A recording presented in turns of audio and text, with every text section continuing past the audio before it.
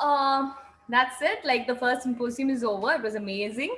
And now we are going on to the second symposium, that is living the life.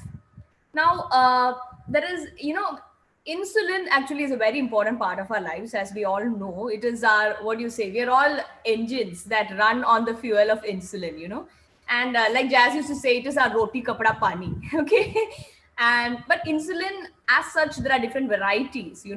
And when it comes to our life, we have to not just think about insulin, it is about the various injection techniques that we have to think about counting our blood sugars, always logging them on, dealing with the hypos and the hypers.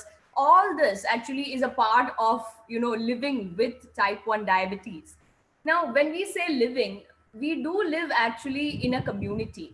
So it's actually, the community also becomes a part of us, and this community, all of these have different levels of acceptance and knowledge. So that also is a part of how we see and how we accept and how we feel about our type 1 diabetes. So this particular session is all about that, living our kind of life, living the type 1 diabetic life. And for those of you, I just want to say, don't worry if you're not following us. There will be a moderator, and each session will be translated into Hindi. So you can, wait, go through the sessions. The moderator will be translating everything to Hindi. And then, if you have questions, feel free to ask. Okay. So I'm going to welcome the moderator for the next session, Diksha Dev. Diksha, over to you. Hi, everyone. Thank you so much for joining us for Connect One, first of all. And Indu, you're doing an amazing job. So you guys know my name. I am I am a counseling psychologist, and I also lead the Punjab chapter of the Diabetes Foundation. I think I have to wait for my chair. She is here. Kiran is your chair, and she is already joined in. So you can please welcome Kiran. Hi, Kiran. Thank you so much for joining us. It would be great for you to introduce yourself, and then, we can start. So hello everyone, and a warm welcome once again to our very special Connect One conference, which is for type 1s by type 1s. I would begin by congratulating Jazz and the entire team of Diabesties for having my organization, Diabetes Awareness, and you. We are headquartered in Kolkata. We work in and around diabetes prevention and management. And I guess we are the only Eastern representation today, Jazz. So thank you very much for having us. It's an honor and a privilege for us to be a part of this. And we'll have lots of fun. The sessions have been amazing. It has set the momentum of the entire day. And let's have some fun.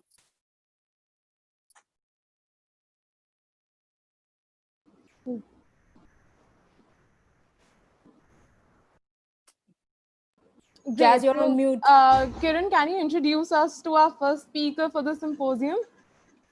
All right, then. So I think Symposium 1 gave us a lot of personal experiences with all people living with type 1 diabetes. And we heard from, the horse's mouth itself. It has set the momentum of the entire conference. We will, with that in mind, let's move on to the Symposium 2. Let's do a little bit of learning from here onwards. Our Symposium 2 is about living the life. So as we all know, once diabetes is diagnosed, it becomes the friend for life. And we need to befriend it, make it our best friend, and have good fun with it, with all our hypers and hypos. Obviously, we have the magical molecule, insulin, and our opening speakers today beautifully spoke about the acceptance of insulin, and insulin being the only answer to a type 1 diabetic. With that, I would like to welcome my favorite mentor, Dr. Archana. It's an honor for me to introduce you to this session. She will be taking us through the first topic that deals with introduction to types of insulin. Dr. Archana is an eminent diabetologist, and she is the founder of UDAN. UDAN is an NGO for children with diabetes, especially for those of a low resource setting. She is extremely passionate for innovative teaching. Ma'am, we welcome you to our Connect One conference, and over to you for our first session under Symposium 2, taking us through Introduction to Types of Insulin. Thank you, dear. Thank you, Kiran. Thank you, everyone. This is such a beautiful forum to be on. I don't remember any other conference giving me as much joy and excitement as this, because it's not just about learning, it is about life. And I think as we speak, I learn more than I teach. Thank you so much for having me here. And Jazz, hats off to you and your dream. It's a dream come true. Bless you, all of you. And before you begin, Dr. Archana, I just want everyone to know she is not only a mentor to Kiran, she's probably a mentor to all of us. I look up to her greatly, and she's one of the most inspirational diabetologists I've had the privilege of. Bless you. Okay, so let's get into learning now. With all that motivation, we heard some wonderful people sharing their thoughts and feelings, and a lot of motivation is there. But ultimately, even if you, I always say that there is gyan, that is knowledge, and then resources, and then motivation. All three are going hand in hand. Suppose we are really motivated and we have all the insulin in the world and we really don't know what to do about it. So it's very, very important that all three components go hand in hand. And today it's a very basic introduction, but I've tried to simplify it. I know a lot of you know about it because you're using it. Like, it's your life. You would probably say that, why do I need to know? But it's very important because there's a lot of things you can do with it that otherwise would not be possible. Okay, so why should I know about the types of insulin? My doctor gave me a prescription, I'm taking it. Knowing about it is a doctor's job. That's what often is what I am told when I tell people, okay, this is what insulin works like. They say, no, ma'am, that's your job. I mean, just give us, tell us, we'll do it. But it's not the same. It gives you flexibility to design your own insulin regime, especially when your routine changes. For example, you have a college day, you have a holiday, you have a trip. So is your insulin going to work the same way? Are your doses going to be the same? And not just doses, the type of insulin you use might actually change. And that is why we need to know about your insulin. And suppose there's an unavailability of a particular insulin. Now in the lockdown times, suppose you could not reach out to your analog insulin.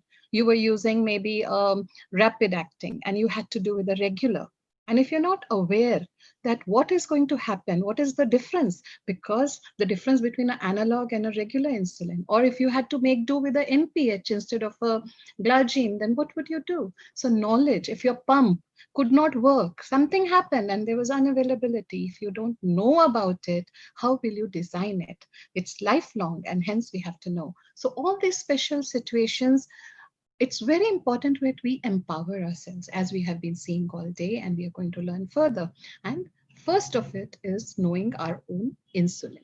So what is the physiological insulin secretion in the body? So we all know about it, but let's just set this precedence that we know that there's a basal insulin, which is secreted 24 hours a day, right? So that is basal, whether you eat or you don't eat.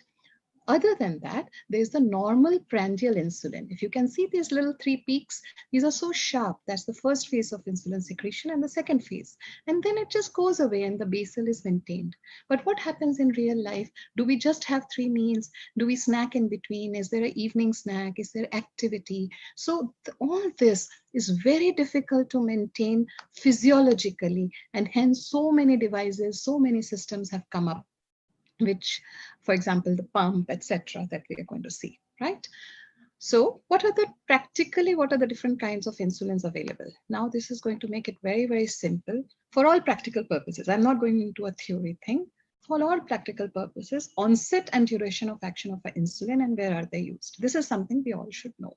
So there are basal insulins and bolus insulin. What do we mean by a bolus insulin? These are for meals, right? They're prandial insulin. That means it is before your meal, and it is a correction insulin that whenever the sugar rises and you have to take an extra shot, that is the correction insulin. So bolus insulins are meals and correction insulin. They are very fast insulins, rapid insulin, and short insulin. So there are types, and we must be very aware. What am I taking? Am I taking a very fast insulin, the rapid, or a short?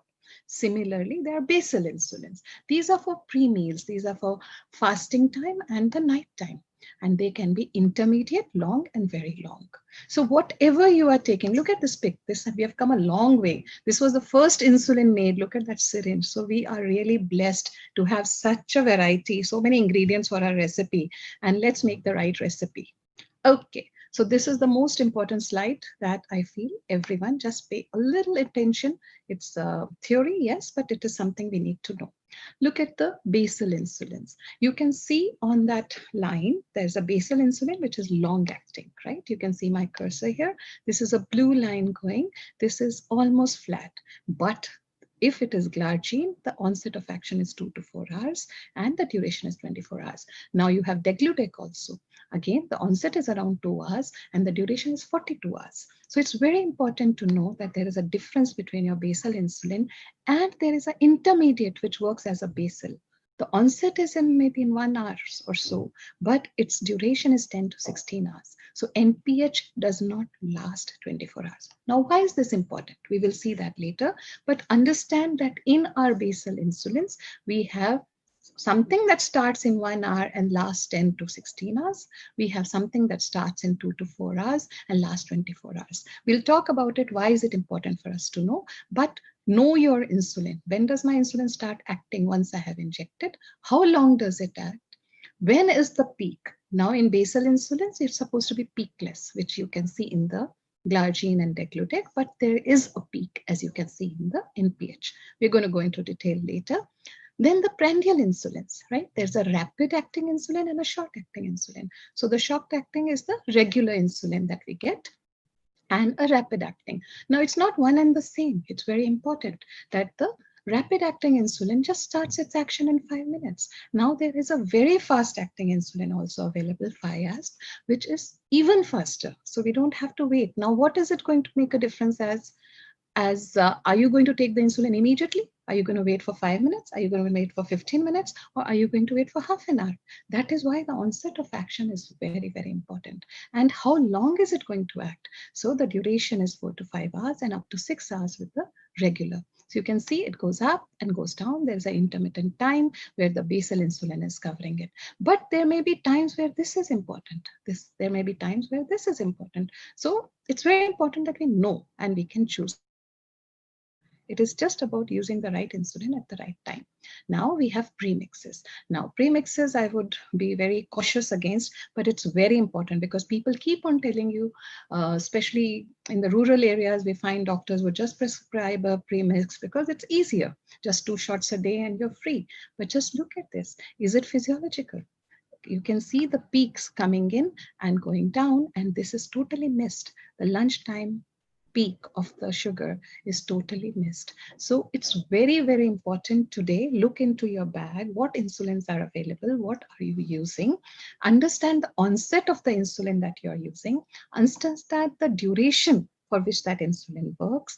Know what is the peak action time because it's going to help you make decision. Know its cost. You can't just say, okay, I'll do this. And if you have, some are very expensive. So if my budget does not allow me, can I use a less expensive, but use it with my science and common sense so that it still gives me physiological control. That is very important. And also know its availability. In these lockdown times, at least sometimes not being available, and then you have to make do with something else. So that's why we have to know the physiology.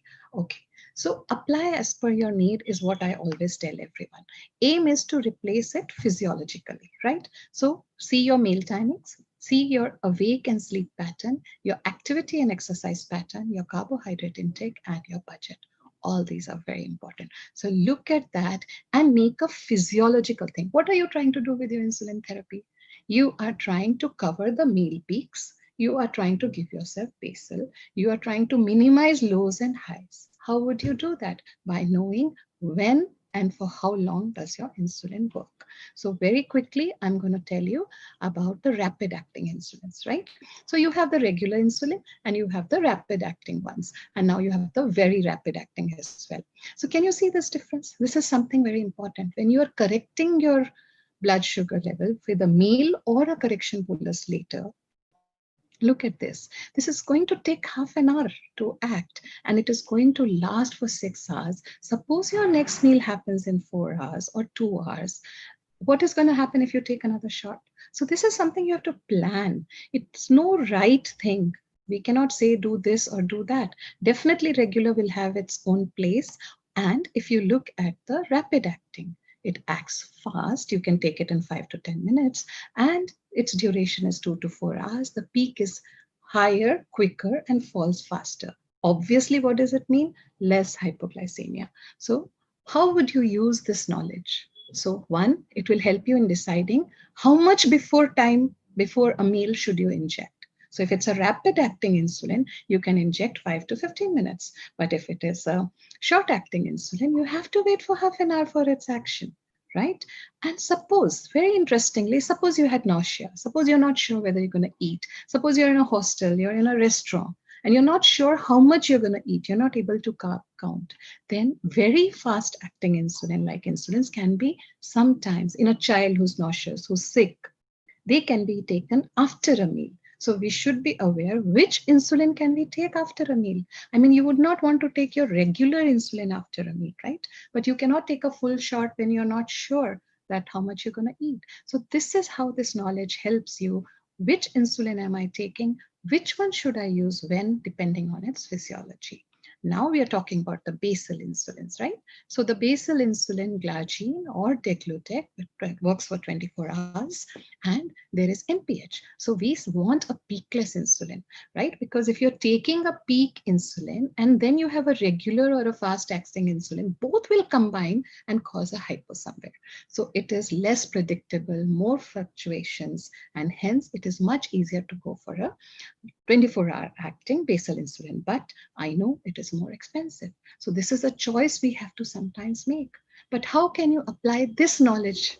You have to target your fastings and your pre-meal levels when you are thinking of your basal insulin. So what do you want with your insulin? Whether you're using NPH or you're using glargine or degludec, what do you want? You want a 24 hours coverage.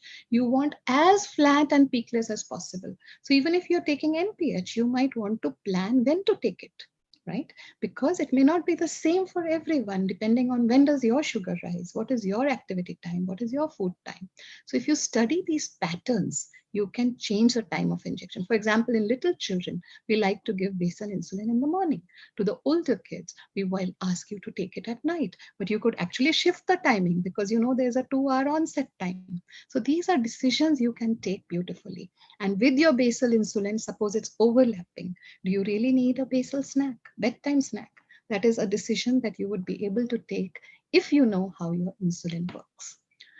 Okay, so pre-mixed, I would really give you a word of caution.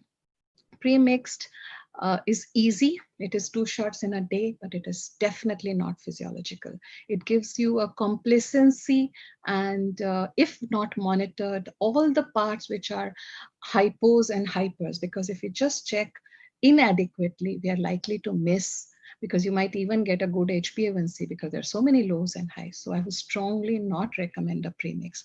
But in areas where it's not available, areas where there's absolute emergency, we should know about it so that we can use it judiciously, physiologically. So whether we are using the analog premix, as you can see, the short-acting arm becomes rapid, right? But the regular arm becomes longer, but the NPH is same. So again, what happens here? This is a part which NPH is not adequately covering the post-lunch peak. So maybe a short acting added here could also take care of something here. So if at all you have an emergency and you cannot take basal bolus and you have to use your premix, then at least understand this timing and see what is not being covered and add that, so that you have a good control of your blood sugar throughout the day. Okay, so to end, what I wanted to say is that make your own perfect recipe. You have these wonderful variety of insulins. Assess your basal need, okay? Your basal need is your fasting blood sugar and your pre-meals. It depends a lot on your activity, on your moods, on your positivity, so many things, on your sleep. So assess what is your basal need. Assess your prandial needs. Are they variable? Are they constant? Then create your own insulin regime. Please consult your educator, your doctor with whatever change you are making so that it is reinforced with whatever they can guide you with. And learn to modify if the situation changes, right? So if you are suddenly something changes, impulsively you have to go for a trek, for a ride, for a party. So you should be able to modify your regime. And that will only happen if you know how your insulin works and then know what to substitute in case of emergency. We found this very commonly. We had to change from a 40 IU syringe to a 100 IU syringe. I even had to guide somebody on how to take insulin with a 5 cc syringe because nothing was available. So all that comes only when your basics are clear. So to every person with type 1 diabetes, you're already champions. I would strongly advise understand the physiology, the science of your insulin and make your own recipe. And that would be the perfect recipe because you've made it for your own self. I will end my talk by saying that empower yourselves with knowledge, and that will not bow you down. It will actually set you free. The more knowledge you have, the more free you are to fly. So happy learning to all of you today. Thank you. Thank you so much, Dr. Archana. It was a privilege and a pleasure to hear you talk about insulin. मुझे लगता है कि बहुत सारे लोगों को नहीं पता है कि कितनी टाइप की इंसुलिन होती है और क्या क्या वो करते हैं. So you explained it so beautifully, and I hope जो भी हमारी participants हैं, they would have learned a lot from this. And what really stuck me was make your own recipe. I think insulin के बारे में जब हम जानना शुरू कर देते हैं, when we, as you said, when our basics are clear, जब हमें पता है कि कौन सी इंसुलिन क्या करती है, I think in the emergency situations, it becomes extremely important to know all of this, as you were already telling us. So thank you so much for such an insightful session. I learned a lot personally, and I'm very, very sure that people who saw you talking would have learned and taken away so much from that. Over to you, Kiran. Thank you so much, Dr. Archana. I have a small question for you. So which one do you think is a game changer? Is it the long-acting ones or the short-acting ones?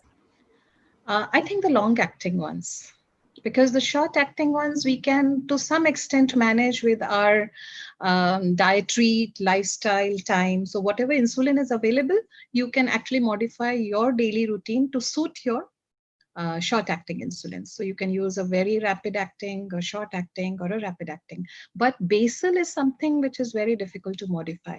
And the way NPH overlaps, it has a peak and there's a hypo and all that. So that's very difficult to modify with self factors.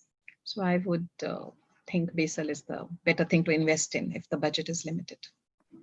Right, ma'am.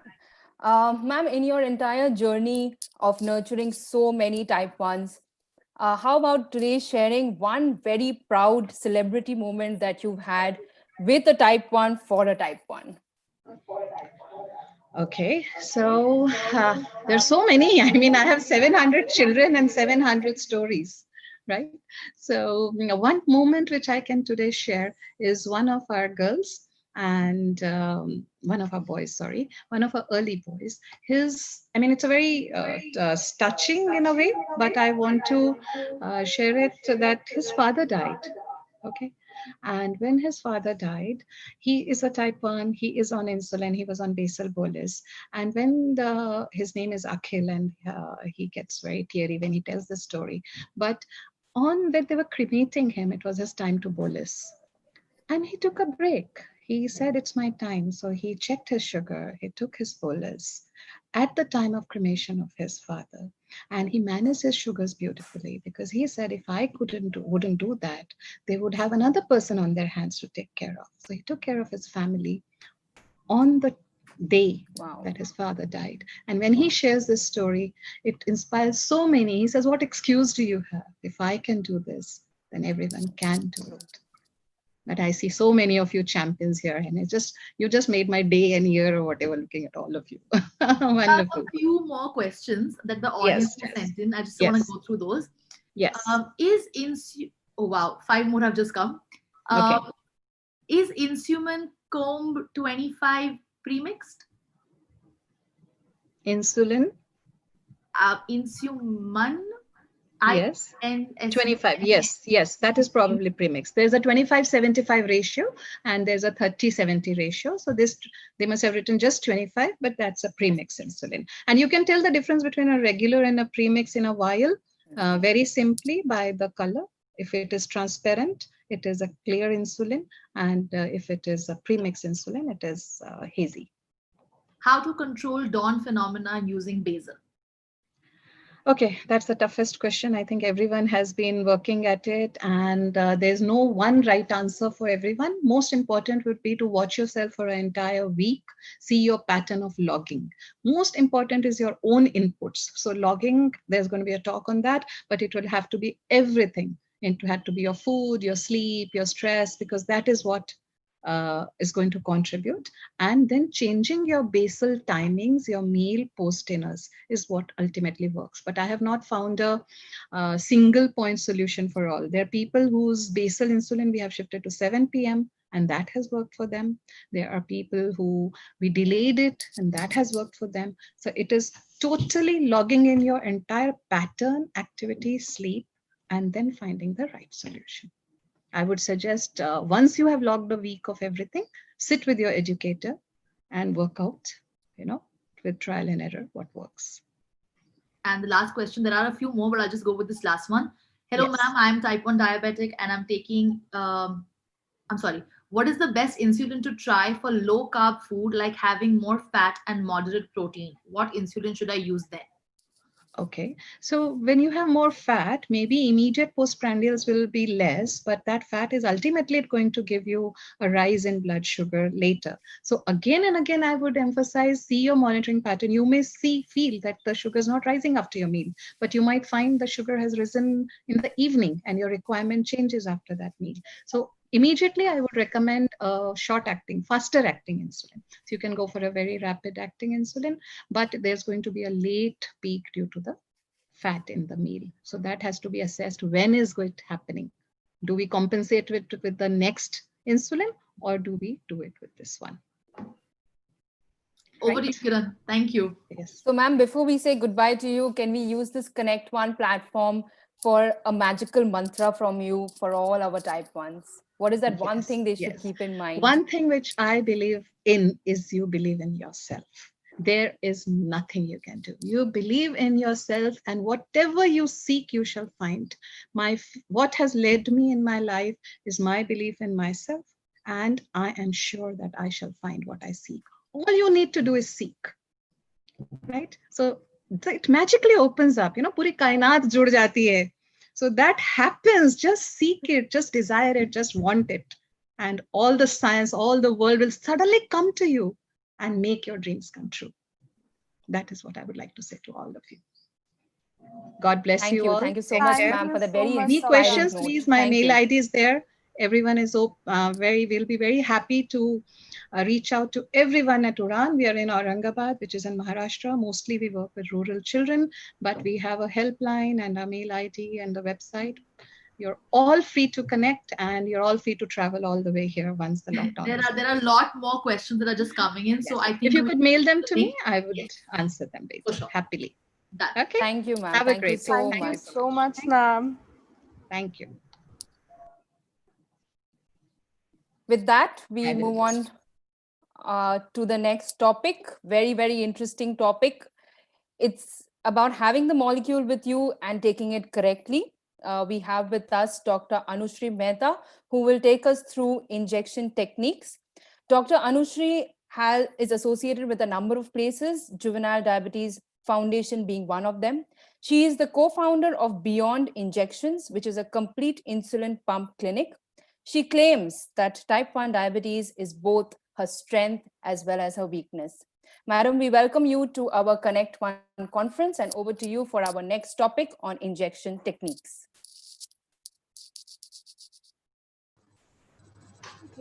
Hi, everyone. I think that was an amazing session by Dr. Sarda.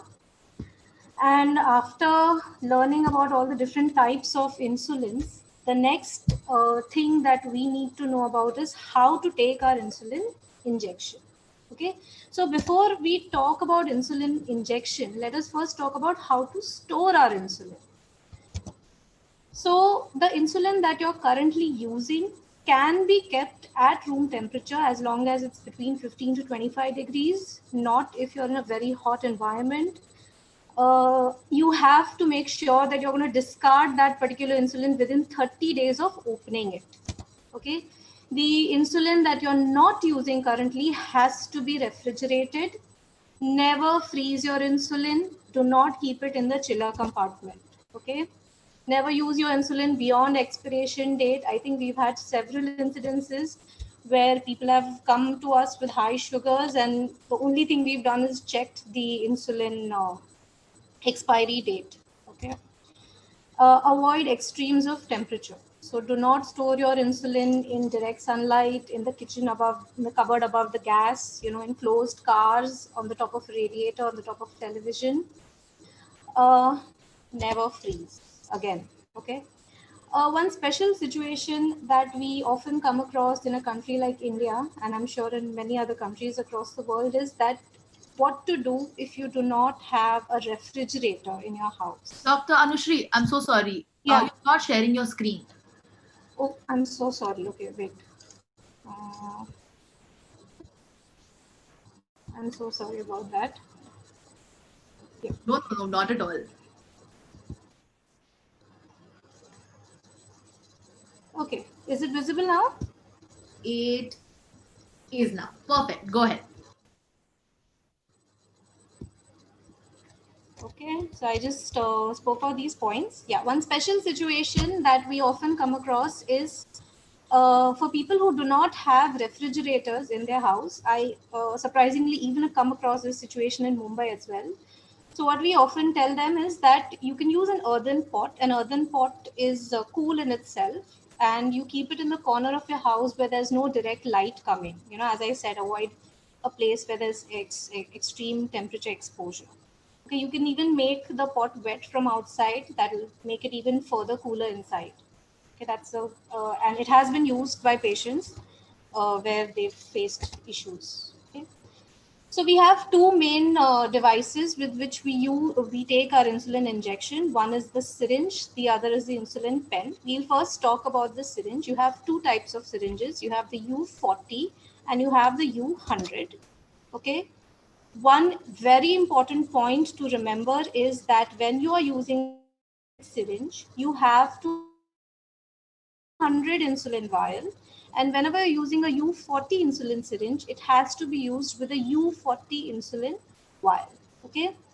If you're stuck in a situation where your pen has stopped working, I've just answered a call in the morning today.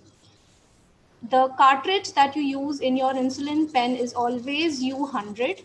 The newer analogs are usually always U100. So in those situations, you always have to use a U100 syringe. Okay.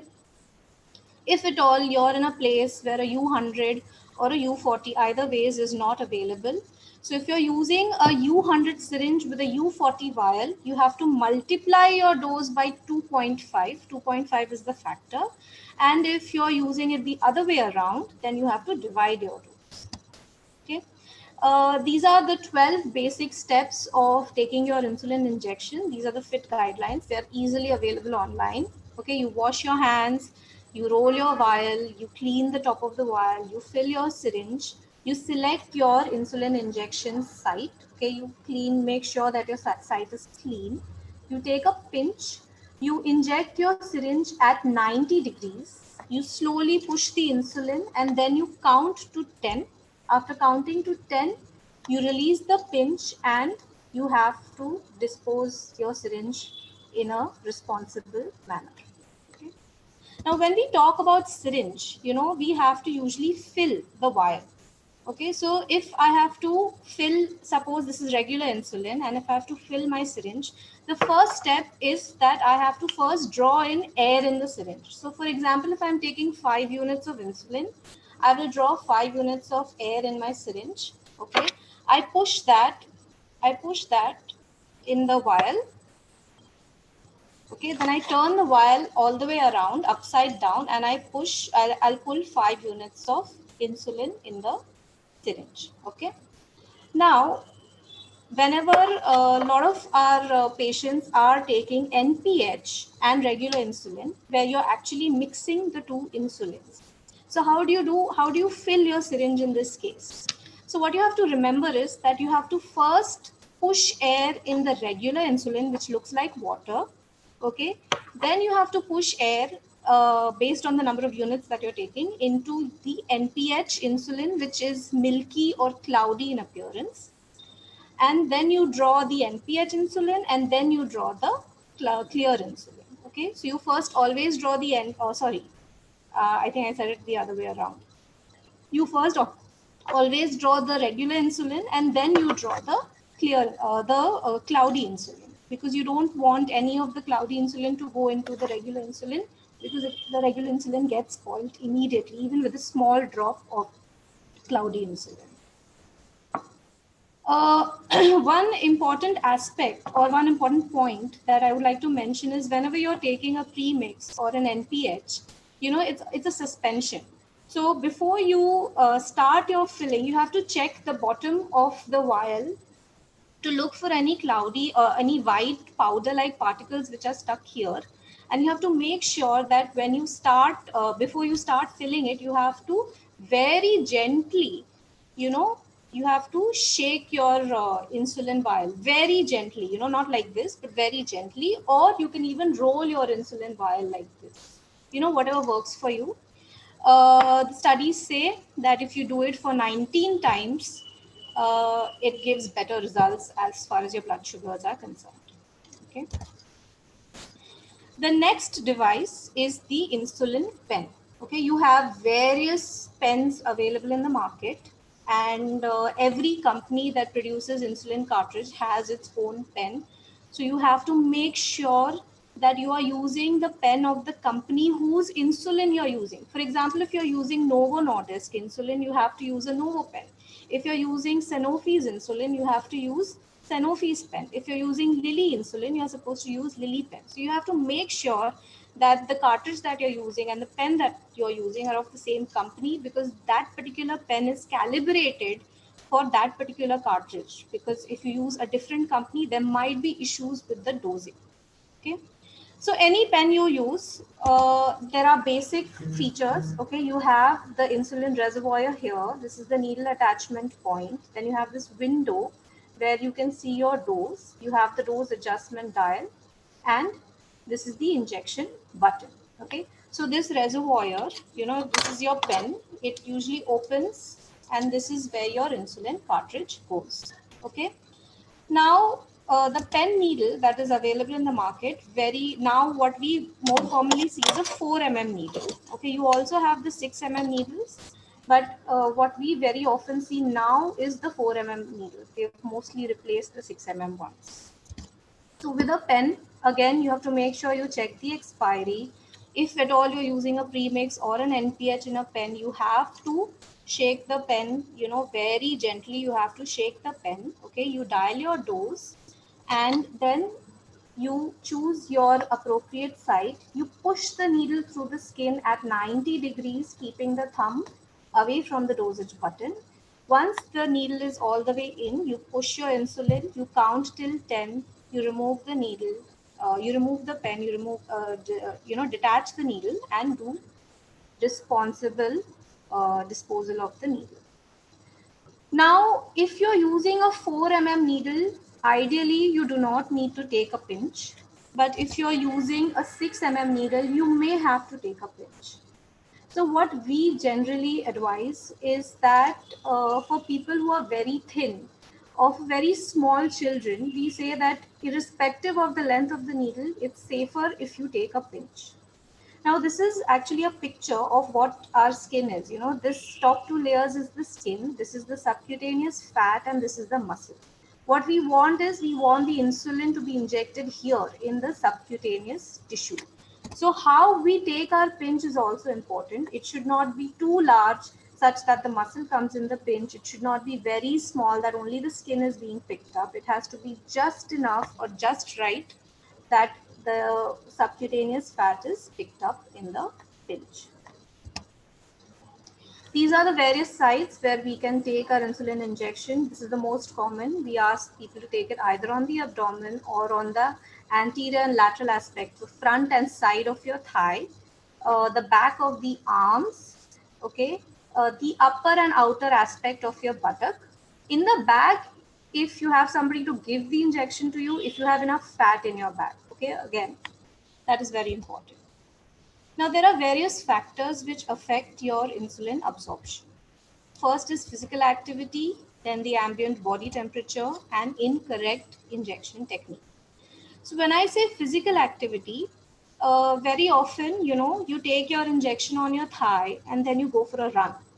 So that is not a good idea, because what happens is when you go for a run, there's increased blood flow or blood supply to your legs. And what will happen is that the insulin gets absorbed very rapidly and it can cause a rapid drop in your blood sugar. So if you're going to go for a run, or if you're going to go for any gym where you're going to be exercising your legs, then you should be taking your injection on your stomach. Similarly, after taking your injection, you should avoid taking a very hot water bath, because again, that may cause rapid absorption of the insulin, because increase in temperature causes cutaneous vasodilation. So your blood vessels in your skin will dilate and there'll be rapid absorption of the insulin. One very, very, very important factor which affects your insulin absorption is something called as lipohypertrophy. Okay. Now, lipohypertrophy is a very, very favorite subject of mine. What is lipohypertrophy? Lipohypertrophy is basically local thickening of fatty tissue.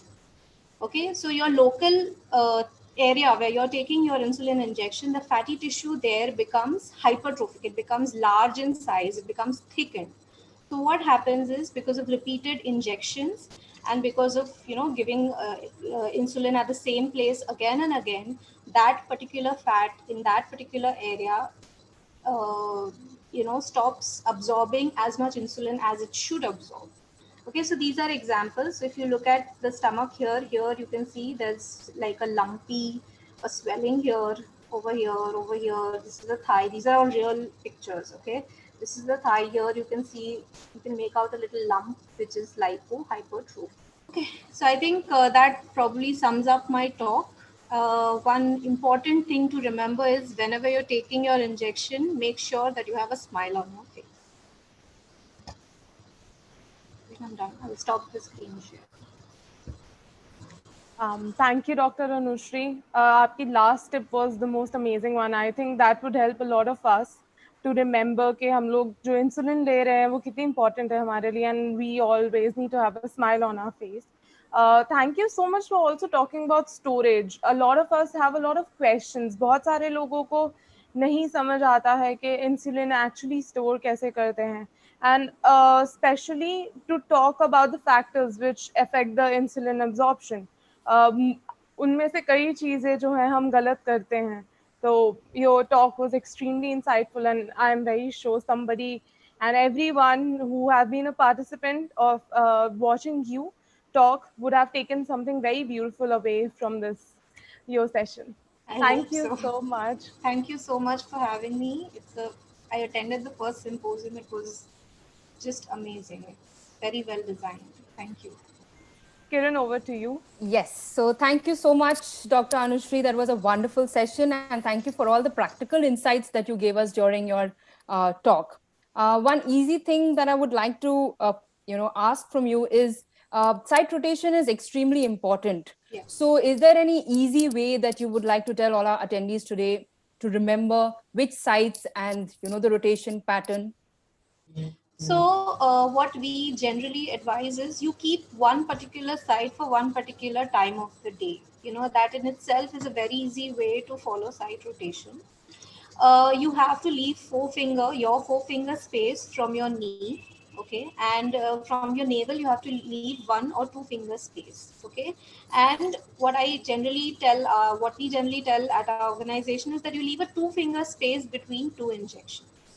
Now, we've had patients come up and show us different techniques. Like there was this little girl who had actually made a grid with mehendi, with henna. She had made a grid on her thigh, Wow. and she was using that as her side rotation technique.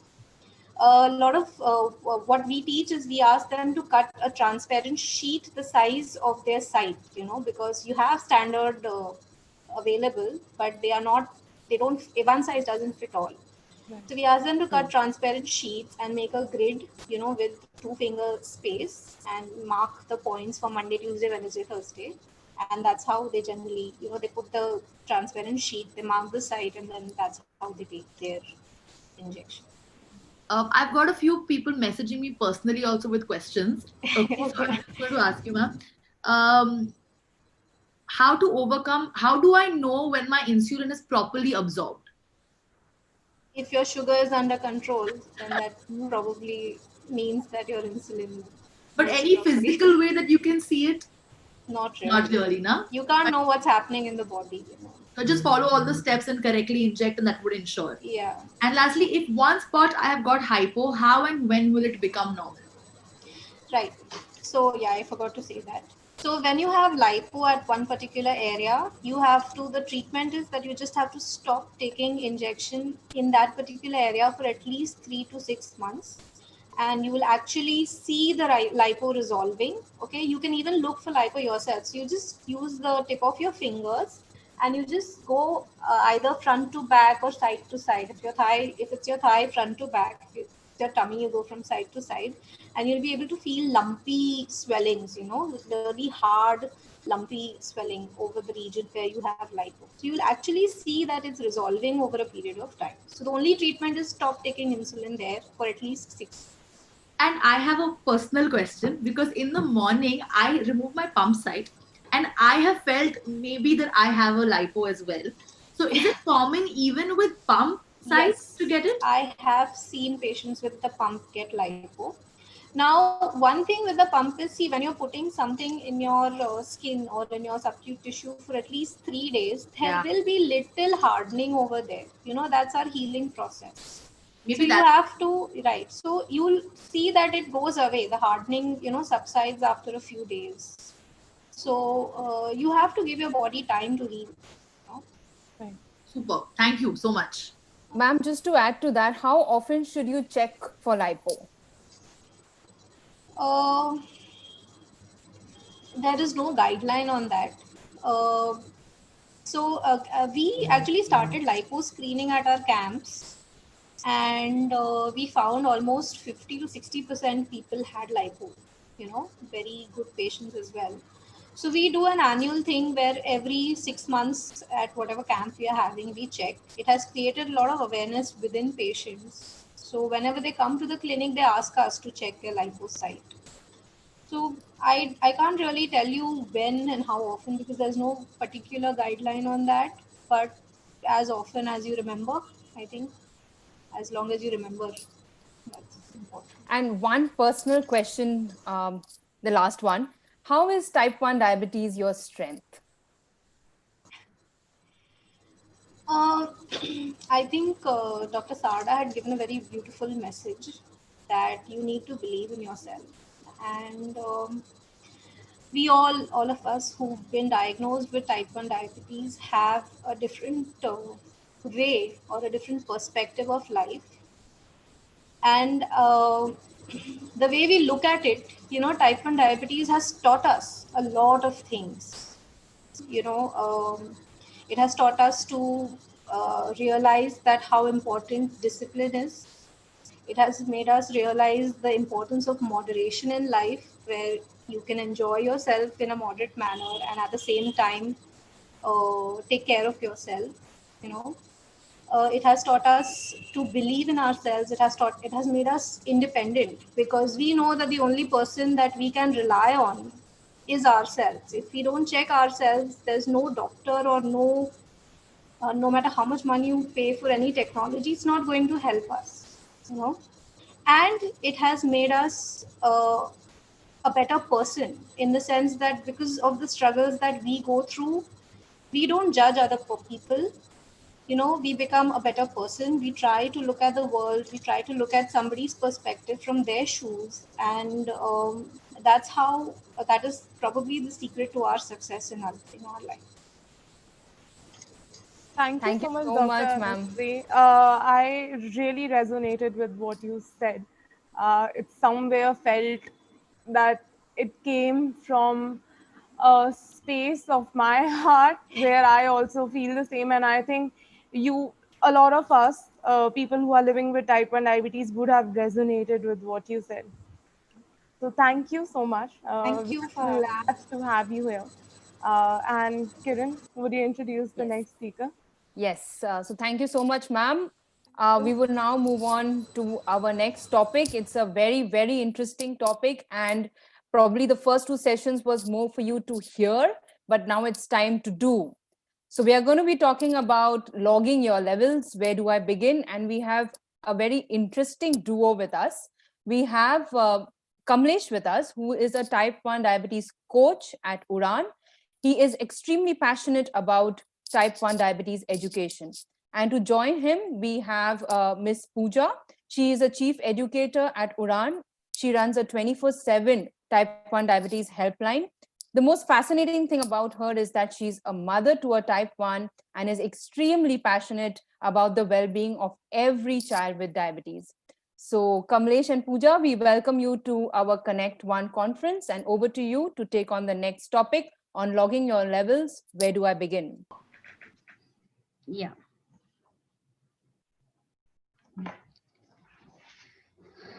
So it includes a log of time of the day, blood sugar levels, the amount of carbohydrates you ate, the food diary, the insulin type and the doses, the exercise type and duration, and any unusual event, stress, medicine that had been there at that time. So imagine all of you with T1D, variables are so many in a person with type 1 diabetes. Our activities is different, our timing is different, our sleep is different, and our food is also different. When everything is changing in a single day as well as changing from day to day, can intraday and interday blood sugar levels and insulin requirements remain constant? We all know that it depends so much on what we do, what we eat, the timing of the day, that it is just not possible to have a constant sugar and a constant dose of insulin unless and until we are conscious about it and we do something about it. So that's why we need to log. What can we do? We can log, because logging gives us pattern. Logging helps us in accurate doses. It helps us in pinpointing which sugar level needs action, and accurate doses are possible with structured records. For example, if you see here, if you check just one single sugar at a time, what you checked your sugar, you can count your carbs, and you have your food, then it is just 1 point correction that you would make in your doses. But if you had a graph like this, and if you look at the sugars, as you can see on your screen, you can see the fastings are constantly high. Suppose you did not have a pattern of checking like this, what did you log? If you do not log it, you would see only a high fasting and increase the basal insulin at night. But when you have this kind of a pattern, as you can see in the graph, the post-dinner is high. Now in this person, would we increase the post-dinner required short-acting insulin or the basal? Obviously, if we increase the dose of the night bolus with dinner, the post-dinner will come down to 200. That would automatically decrease the fasting sugar to 100, which we are targeting. So the right correction here is not the basal, but the bolus. This information is only possible when we look at the structured accurate doses. So for interpreting, we have to look at patterns, and that can be a recurrent patterns and identifying the sporadic episodes. So basal insulin changes, we should look at the overnight drop. We look for pre-meals, we look at fasting levels, we look at the 3 AM sugars, And for bolus insulin changes, look at your postprandial levels. Look for the difference between pre and postprandial levels. But is this possible unless we log it? If we don't log, we just have some isolated numbers. We do not have an actual pattern, and we must always remember that this is interrupted considering that day's diet and activity log. So another reason of logging is to help to connect hypoglycemic episodes and causes. Second, it leads to better control.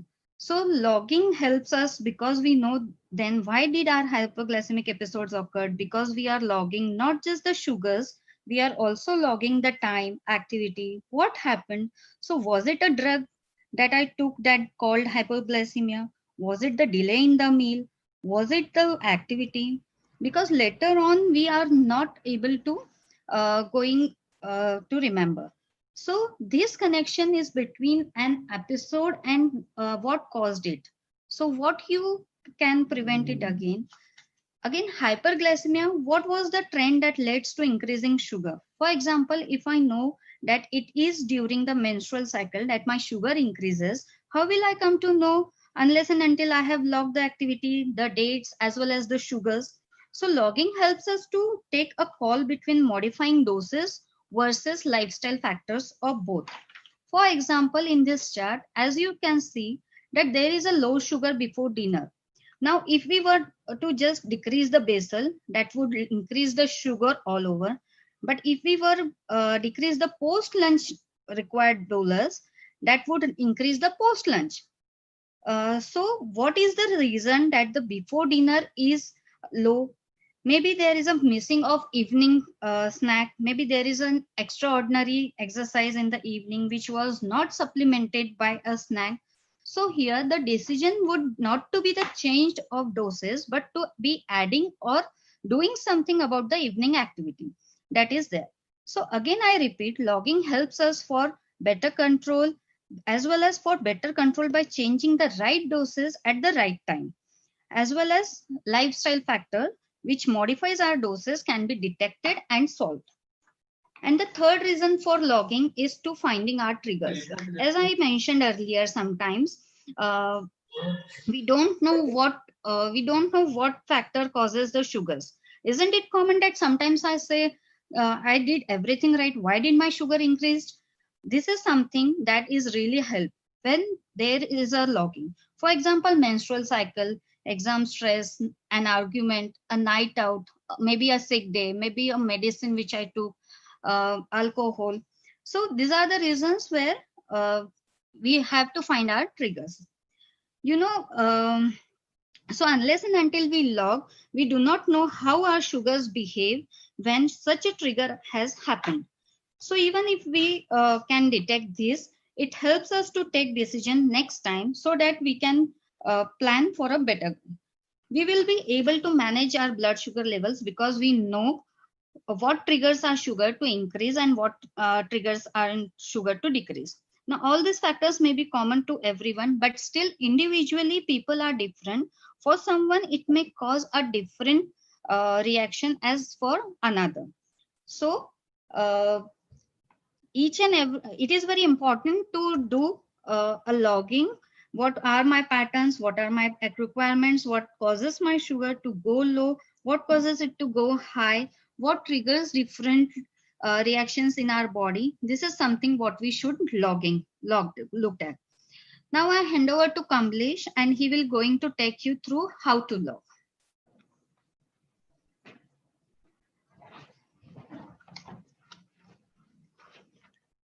Good afternoon, friends, and thank you, Pujadi. I'm going you to through how to log. Pujadi already told us that why we should log. That being a type 1, my point is that sometimes it's really boring that we have to log. But being a type 1, my point is that are you lazy that do it at the end of the day, but you are motivated and you can do that, then do it now. If you don't have no time, then do a spontaneous checks, and if you have a time, you can spare a time that do it in a structured way. If you're doing a very few tests, then do it. You have to still log it, but you are doing so many tests that you must log it. The SMBG, structured or spontaneous. So you are using and CGMS 8, you have to log for that, because of this is giving you only the readings, but with that you have to log for the activity and diet. So it is gives us better outcomes to interpret that thing. The and the In SMBG, how would you do that? It is a structured or it should be a spontaneous? The structure or spontaneous, but my point is the both. The combination of structure and spontaneous can yield optimum results. It involves checking blood sugar levels in a predefined times each day in a structured manner. It enables us to understand the blood glucose pattern throughout the day so that appropriate adjustment can be made. It involves imparting proper education, motivation, and willingness. Individualization of the structure as per the situation is required. If suppose you are in a, we can individualize our pattern that suppose you are in a school, so there should be school sugars may be added. If you are in a college, there evening sugars can be added. You are on a trip, there will be individualized pattern for that trip. So uh, so there are so many patterns. So the I'm suggesting you to the optimum patterns. What are the patterns and trends for the SMBG? The optimum pattern of 7 daily plus SOS. We all know that what are the 7 sugars? The 7 sugars are fasting after breakfast, pre-lunch, post-lunch, pre-dinner, post-dinner, and 3 a.m. sugar. These are the 7 sugars. Plus spontaneous check where is your needed. We all know that it takes a lot of pricking, it takes a lot of strips, it takes very high motivation. If someone can't do that, then at least 3 daily sugars and 7 once in a week plus spontaneous checks. So doing 7 sugar once in a week really help us to set our basal and bolus doses. If someone can't do that, at least 2 sugars daily and 7 once in a week, but not any two. There should be in a pre and post manner. There should be, if suppose I'm doing fasting on a Monday and post breakfast, that it should be a 2 days, and next 2 days for pre lunch and post lunch, and for next 2 days pre dinner, post dinner, and 7 sugars. And if there is a lack of availability of strips, the accessibility of the strips, or any kind of problem, the minimum pattern will be a 1 sugar in a week, and 1 sugar in a day, and 7 once in a week. 7 once in a week sugars can really help us to set our basal doses. So it will be help. But remember that the 7 sugar must be done on your routine working day. Because your Sunday is very different. You get up late, and your food changes, your activity changes, so that everything changes. So it is better to do on a routine working day. It gives us a better outcome to interpret that thing. Dear friends, see what you are using for the logging, use an app or use a logbook as you are comfortable. But there are so many good apps where you can log it. There are so many apps where you can log it, and you have to, it is too easy. Just you have to punch a button and it's there. But whatever you do it daily, or do it on a fixed specific days of week. But my point is to do it daily. Ideally, the method is to logging is to do daily, and do it, or you can do it a fix on a days, or you want to even don't do that. So do it at least 1 day of a week. You use say sit up and write down that, and there is, and do when there is a change in routine. So we can't predict that the sugars when our routine changes. So it is become very necessary to log our sugars and interpret that. And when you have to do at least you put CGMS for a diagnostically. That time it will gives you a pattern. So you have to log along with diet, activity, and what are the trigger factors that earlier mentioned Pujadi. So it is very become necessary because that gives us the pattern and trends to study and uh, interpret that thing. But Sir, whatever you do, my friends, do it is very with very honestly, because you are doing it for yourself. There is a no such point to write which is untrue. There is no such point to log which is not true, because you are doing for yourself. My takeaway point is SMBG is a wonderful glycemic tool that leads us a very less complication. And SMBG should be individualized and it should be in a pattern. So that sir, 1 minute left. okay, so it should be in a pattern. SMBG logging with diet is a very essential, and whatever you logging, that should be interpreted with clinicians, doctors, and educator that helps us, or you do it with yourself. That is very important to take a good therapeutic decisions on the logging. So uh, my point is that education and motivation is the utmost importance for these doing these things. We are motivated, we are getting educated here, so that's why we are here to connect here. Logging sets you free, that it don't take you down. Other hand, logging sets you free for doing things. So happy logging, my dear friends. Thank you so much. Have a great day.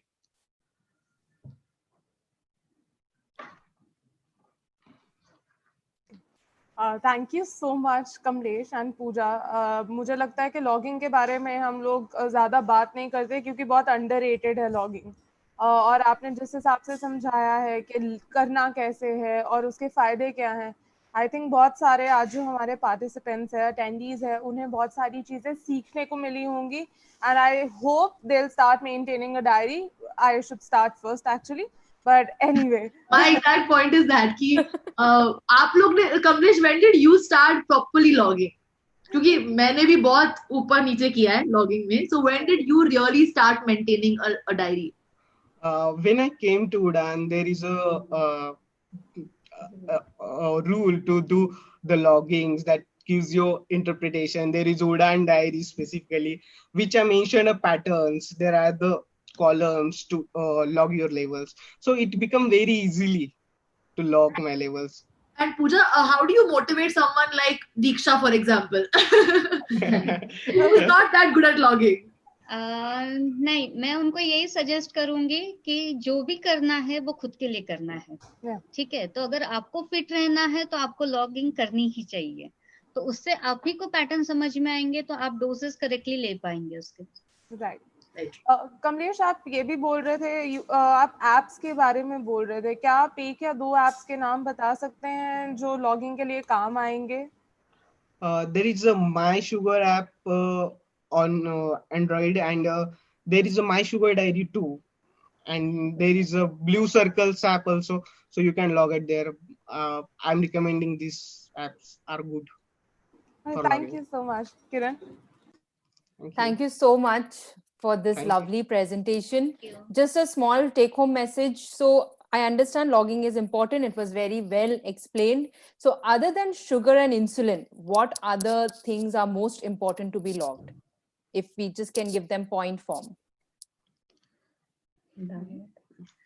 Diet, exercise, activity, and timing of your meals and insulins. Okay, if you are not taking insulin, suppose you are taking short acting insulin and you are just took insulin and ate, so your levels are going to raise. Okay, so if you are using short acting insulin, you have to take it before half an hour of your meal. Okay, and you should log it when you are doing such things, so it will help you to make your patterns freely. Thank you so much. And Sheetal, this is for you. I think what to add on to all of this is to make logging very, very interesting. So take all your artistic skills, that's how we train all our type 1s. Take out the scrapbooks, take out your color pens, just do a bit of journaling and enjoy logging. So it should be something that should be bedside for you. You should just have a lot of fun, make your bubbles, make your cartoon characters, and have lots of fun with it. Because what we try to explain them is that, your routine 3-monthly, 6-monthly test, if that's your report card, all these tests that you do are your, internal assessments, which you need to pass the final exam. So with that note, I think we'll end this session. And thank you so much, Pooja, as well as Kamlesh. Thank you for all the Thank insights. you. Thank you, all of you. So we will move on to our next topic, which is regarding our lows and ups, the hypos and the hypers, the mess and the management. And to take us through this topic, we have with us Dr. Sheetal. She's a consultant diabetologist who's practicing in Hyderabad. She had a number of years in the UK where she completed her PG diploma in diabetes, post which she was brought back to India to be with all of us. She has special practice with related to gestational diabetes. Being a type 1 herself, it gives her a unique perspective as a practicing physician. Dr. Sheetal, we welcome you to today's conference, and over to you to take on the next topic on hypos and hyper. Thank you so much. Hello, everybody. Can you hear me? Yes, ma'am. Yeah, hi. So I'm Dr. Sheetal. So you've already introduced me. That was a very busy slide. Sorry about that. I'm also a type 1 diabetic for the last 11 years. And thank you so much, for inviting me to speak on this very exciting global exclusive type 1 conference. Thank you, Jazz, Apurva, everybody else, and for all the hard work. It's looking like an amazing session. The topic I've been given is the biggest challenge for every type 1 diabetic in their day-to-day life. So let me just start my screen sharing. 1 second.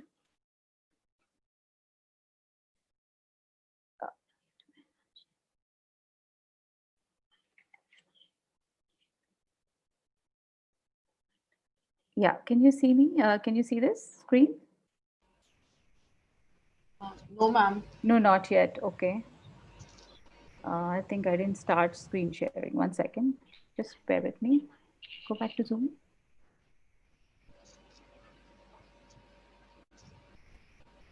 Like Yeah, I sorry. said, these are the hypos and hypers of technical. Yes, this is. I think that for us, we are very naive with technology. So this is 1 second. I'm almost there. I think I. Perfect. We have you. Yeah, right. You got me. 1 second. Sorry, can you see my screen? We can. You see the slides? No, we see Oh, your... right. Sorry. Okay. That's my daughter guiding me. Sorry, just bear with me. It was all ready to go, and then I think because I jumped up, so... Do not worry at all.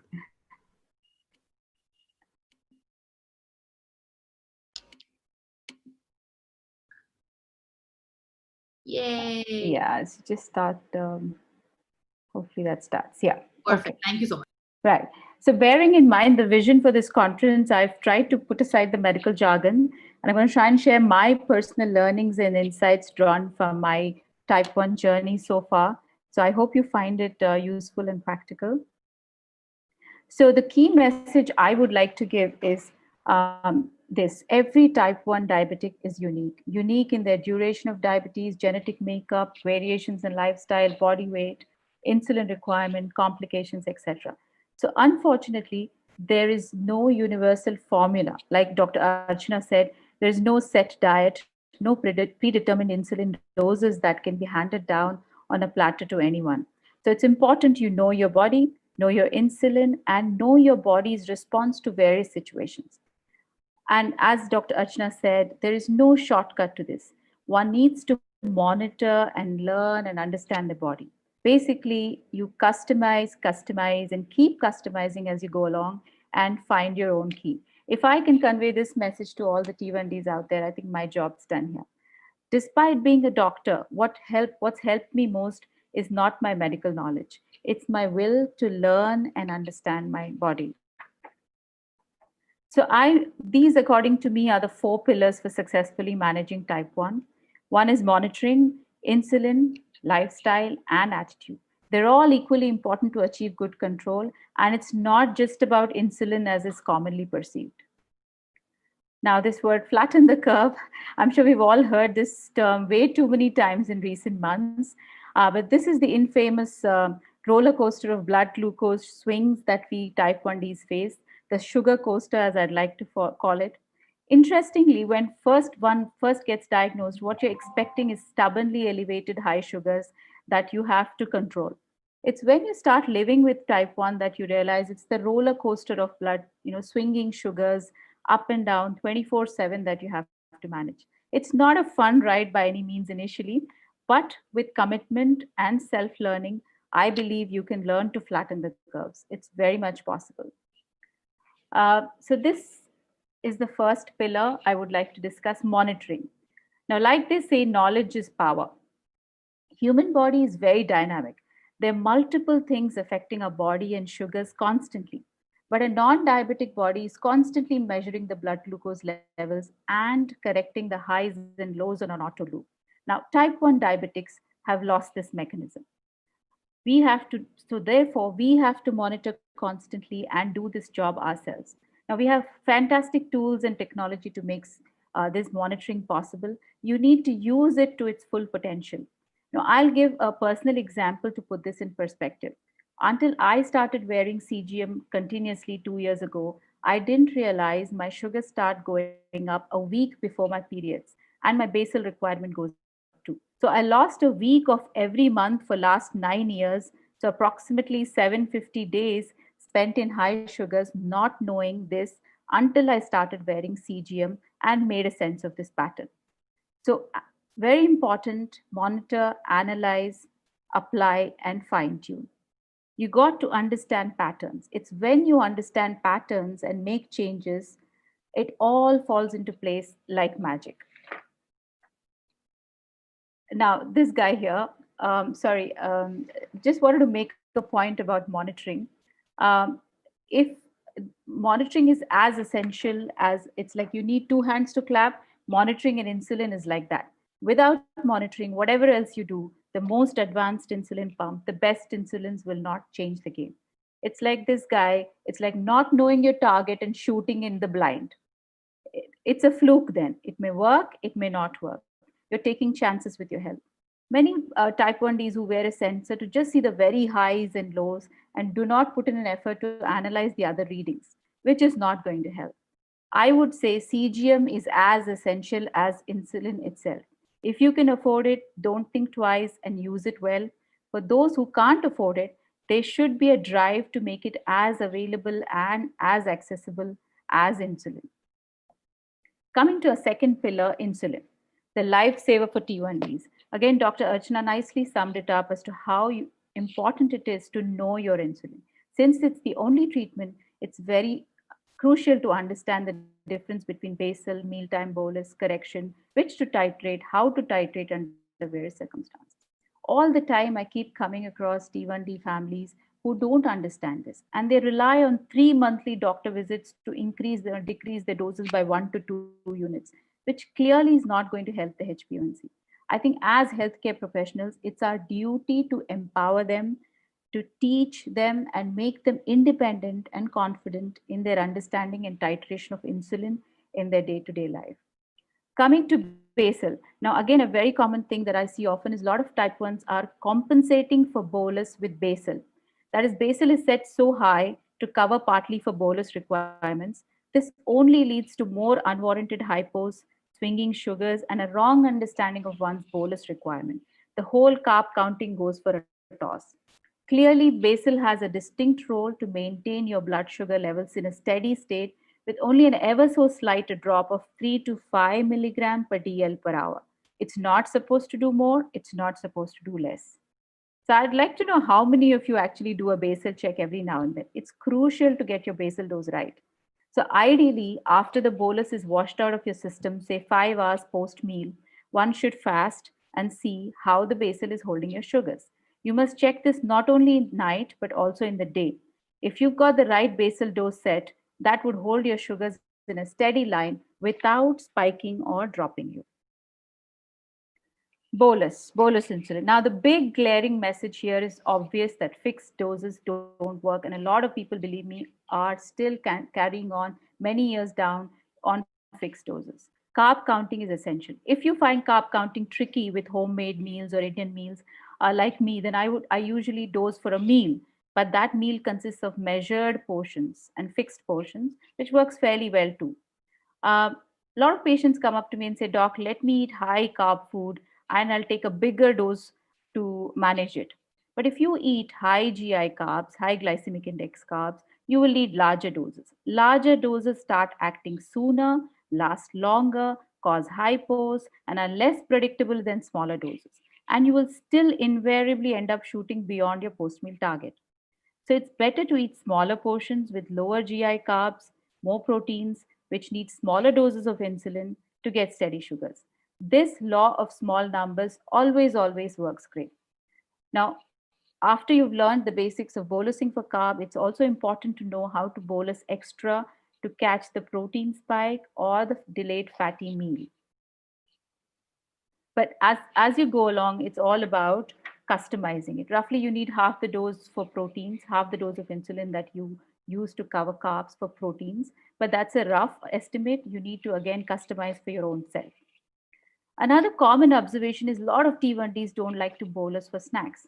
My own personal experience has taught me that most free foods and protein snacks also need a small bolus. A very important lesson I have painstakingly learned is to get rid of this mental block of being hesitant or scared to jab too many times. You know that a non-diabetic body is releasing small doses of insulin throughout the day to keep the sugars in target range. So like a lot of people on multiple doses, the whole day's sugars with 4 jabs, 3 bolus and 1 basal. Before CGM taught me that it's not going to work out. So I keep saying this to my patients all the time, that skin is like a sponge. It does not leave gaping holes when you inject. It's only in your mind, so get over it. So if you're on MDI, give yourself as many jabs as needed to keep your sugars in range. Lifestyle. Now, I know further on there are talks on diet and exercise, so I will not go into detail on this. Because we're short of time. I'd like to just convey 2 points here, especially to families of type 1 diabetic children. One is eat as a family. Do not expect your child to eat alone differently. A diabetic diet is nothing but a healthy diet. So eat as a family. Chances are your child will embrace it and you will be a healthy, happy family.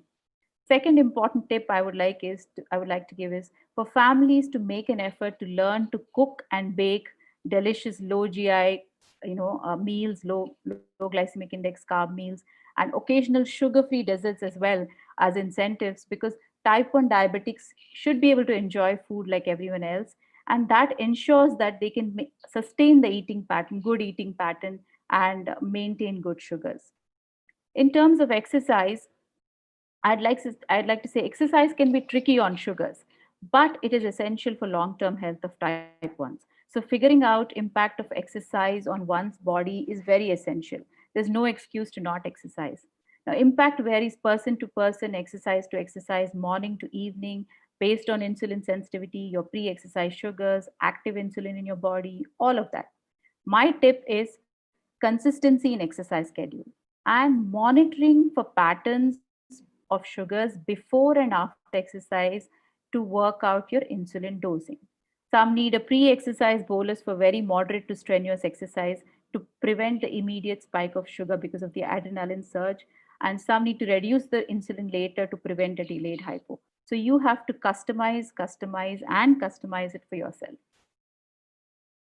Attitude. Now, we all need the right attitude to go through this very challenging journey of type 1 diabetes. Now, it's common for all the type 1Ds out there to go through these emotions at various stages. Know that you're not alone. Acknowledge these feelings, talk about them, figure out ways to embrace and accept them. Don't be in denial. That won't help. In my opinion, 3 things that always keep you in good stead are commitment to managing your type 1 diabetes, discipline, and being positive about this journey. Hypos. I particularly wanted to talk very little. I'll be very quick about this. The continuing on the theme that every type 1 diabetic is unique. Everybody's hypos are unique. So know your hypos. This picture here is one of my own hypos, where after hitting a low of 44 and overcorrecting it, I swung up to 300 and counting and stayed there for a few hours, because high sugars which follow a high carb overload can be very, very stubborn. So very important to learn to predictably raise your blood sugars by knowing your requirement of glucose tablets. How much does a 5-gram glucose tablet raise your sugar? Now that can vary depending on your body weight and insulin sensitivity. So you need to know what works in your hypo. Avoid complex carbs like milk, chocolate, candies. It's very tempting to go for these when you have a hypo, but they do not raise your sugar fast enough. And later you can have very stubborn high sugars for hours. Ma'am, 1 minute left. Yeah, thank you. So this is my last slide. And finally, I would like to end by sharing one of my personal favorite and a very inspiring picture. I'm sure most of you would have guessed it's a tattoo worn by the celebrity singer Nick Jonas, who's a type 1 diabetic. It says, "I'm greater than the highs and lows." And that's such a powerful message. It is possible to defeat the highs and lows, and you've got to believe in it. Thank you so much.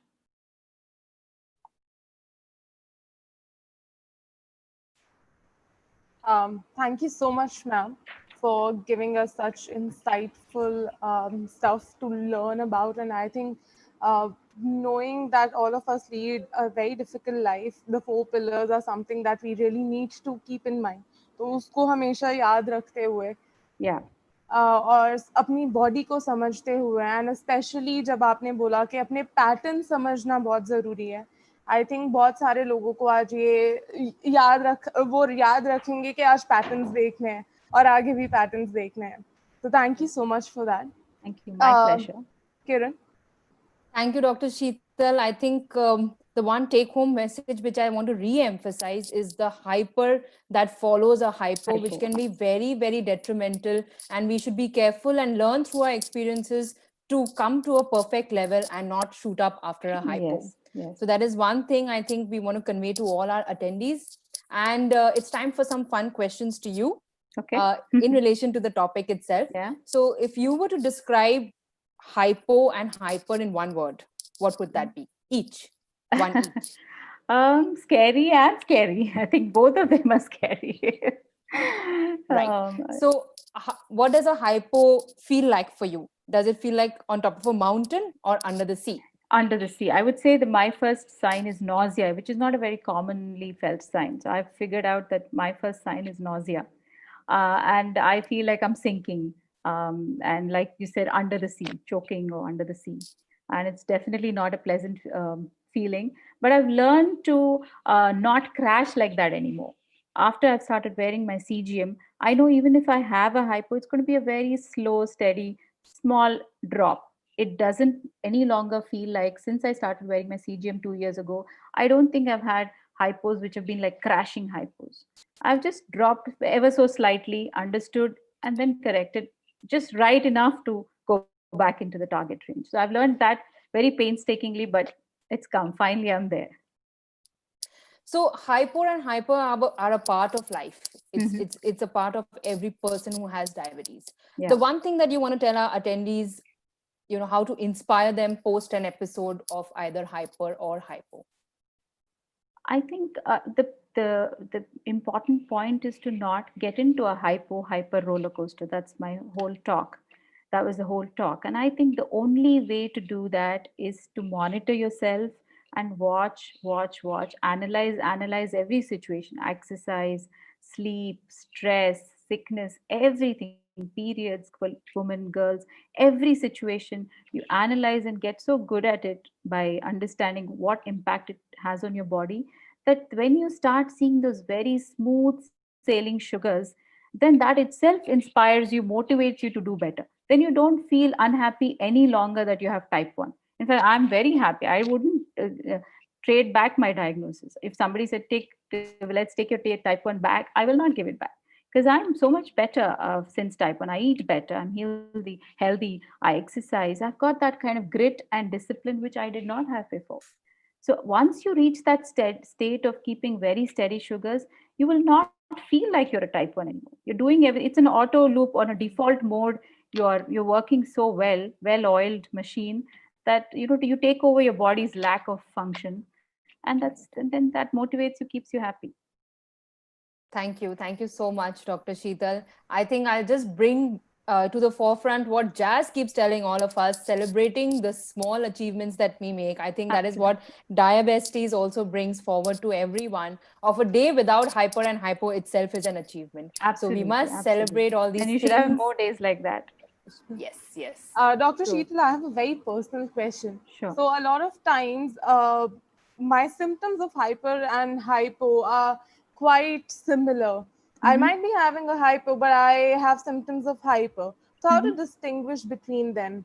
And also a related question is that if I don't have my glucometer with me, so I can, misjudge. So what is the troubleshoot for this thing? Yeah, so obviously the best is glucometer and checking, but if you fine tune and really look closely, I feel you'll find some slight differences, like a hypo and a hyper. For me, a hyper, I feel breathless, tired, and it is not so much like a weakness, but it's more like tiredness. So if you start fine tuning and seeing a difference in both, then you yourself, body will perceive it. Then you will understand whether even without a glucometer, it's a hypo or hyper. That's the only way to do it. There's no other way to do it. Just to, concentrate more and fine tune and understand the difference. Right. Thank you so much, ma'am. Thank you.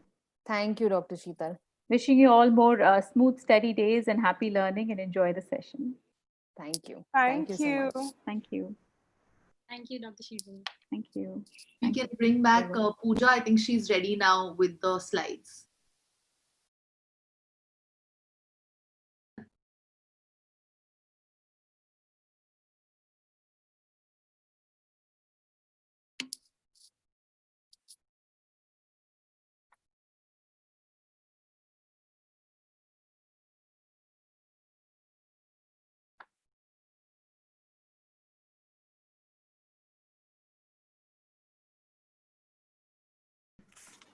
Yes.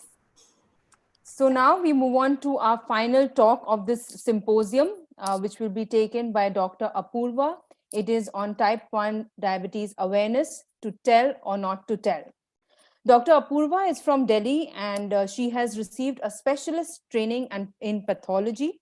Her interest lies in working in the field of non-communicable diseases. She is extremely passionate about fighting against all the stigmas associated with type 1 diabetes. Dr. Apurva, we welcome you to the Connect One Forum. Thank you so much, Kiran, and I'm so happy to be a part of this amazing initiative, connecting people from across the globe, and irrespective of whichever time zone we are in, we are here attending it. So it's fabulous, and that's too detailed and an information about me. So it's so good to hear something about myself like that. So I'm so glad to be here, and my session is more about connecting the diabetes perspective from a patient side and also from my medical knowledge. So I've had the privilege, I think, just like Dr. Sheetal, to have both sides of the table to discuss upon. So I'll be sharing my screen, and please feel free to ask me any questions if you have. So yeah, can you see my slides? Okay, cool. So a lot of times, and we have heard from fabulous doctors like Dr. Archana, Dr. Sheetal, Dr. Anushri, that diabetes is not just about insulin and glucose and blood sugar testing. It's a lot more. And a lot of times when it comes to, just like we heard from Kamlesh and Pooja, that when it comes as a patient, there's so much that goes within. There are lived experiences when it comes to diabetes management. Everyone is different. Everyone is individual. And we need to really, really focus on the individualized treatment when it comes to type 1 diabetes. But the bigger picture here comes to tell or not to tell. Like, am I okay sharing about my diabetes with everyone, or should I just hide it and just live with it? So I also want to share this and begin my talk by coming from a personal side of my story. So I was diagnosed with type 1 diabetes at the age of 11, and I was in school. My family is a family of doctors. So I knew a little bit about diabetes, but when I was diagnosed, it was quite abrupt. So my father is a diabetologist himself, and he's been seeing, so we had dinner conversations where he used to discuss about patients, about type 2s and everything. So I had a brief idea. But when I was in school, I was stick thin. I had lost a lot of weight. And that's when my dad felt there is some issue with me. Randomly checked, and my HbA1c was 16.4. And everything changed from that day. For a long time, it took me so long to actually accept my own diabetes. I was not really comfortable of sharing it. Today I'm talking with you guys, and I think everybody here, like Kamlesh, Pooja, and Jazz, Kiran, everybody has their personal stories to share. But we weren't really open about our diabetes until and unless we accept our own condition. So I actually faced a lot of stigma probably, and I was not open in sharing about my diabetes. So for like 4 or 5 years I was hiding it, and I was hiding it because of the societal normalcy or stigma. So my journey began like that, and it took me a long time to work with different people, listening to their perspectives. And then when I started to share my story, I realized, yes, we are not victims of diabetes, but we can be voices for people living with type 1 diabetes. So let's just brief it up a little. Like, what is type 1 diabetes? More than 1.1 million children and adolescents are living with type 1 diabetes, and it's quite evident that this number was going to get like really surge in the near future with the rising awareness and the detection rate as well. So diabetes affects us all globally. So why do people feel that why not to tell about diabetes? So like, there are times when some people are scared to check their blood sugar in public. They feel that people will be judging me, people will think I'm a druggist. So when I used to live in, like, when I was in med school, I was in a hostel. My own colleagues used to mock at me that, hey, she takes drugs.